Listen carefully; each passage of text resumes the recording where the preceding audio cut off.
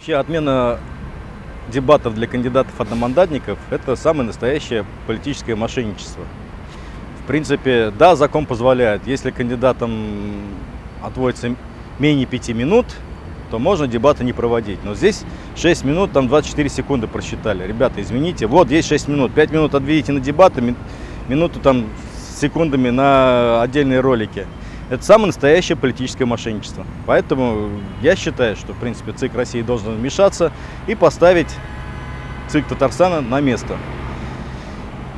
Я понимаю, почему они это делают. Дело в том, что дебаты политических партий, когда проходят, да, там можно подобрать из партийного списка человека, который может связать два слова и выставить его на дебаты. А когда идут дебаты одномандатников, тот кандидат сам должен прийти, лично должен прийти. И что, вот Фатых Сабанович, там, Сибгатуллин придет на дебаты со мной, что он мне может сказать? Да я же его затопчу просто там, да, вот просто затопчу. Вот. Или там ту же Бельгильдееву, которая там никак не может справиться со своими там дольщиками. Ну как это нет противодействия? Вот мне, хорошо, мне не дали, значит, выступление, там, возможность участвовать в дебатах. Хорошо, думаю, я пойду куплю эфирное время. Я пойду куплю эфирное время на ГТРК, на ТНВ.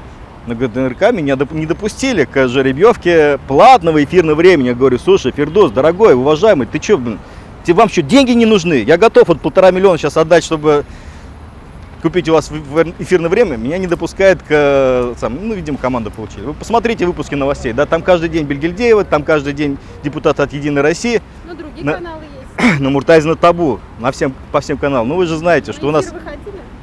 Вы же знаете, что у нас на ГТРК в Татарстане абсолютный контроль информационного поля. Татарстан — это политические галапагосы. Что тут все замерло в развитии, такое вот политическое болото. Но если брать вот, ну, более современную, что ли, там, да, терминологию, это скорее такой вот республика индустриального феодализма.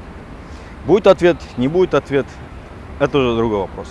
Я знаю, что после окончания выборов, независимо от того, как они сложатся, да, я подготовлю большой, развернутый отчет для читателей «Новой газеты». Как я стал депутатом, или как я ходил в депутат, или как я не стал депутатом. Все вот зависит от избирателей. То есть будет большой отчет, и я думаю, что в достоверности, в искренности этих публикаций ни у кого не будет сомнений.